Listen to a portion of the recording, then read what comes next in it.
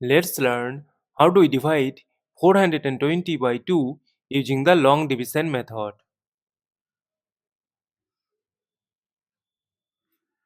Consider the first digit 4. We know that 2 times 2 is equal to 4. Subtract, we get 0. Now this 0 is less than 2. That is why we need to bring down this adjacent 2 here. Look that this is the number 2. So remove this 0. And we know that 2 times 1 is equal to 2. Subtract, we get 0.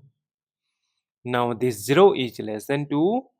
That is why we need to bring down this adjacent 0 here. Look that this is the number 0. So remove 1 0. Now although this 0 is less than 2, but as this 0 we have brought down here, so we need to divide it. We know that 2 times 0 is 0. Subtract, we get 0. As we get the number 0 and we have no number to bring down here, so we will stop.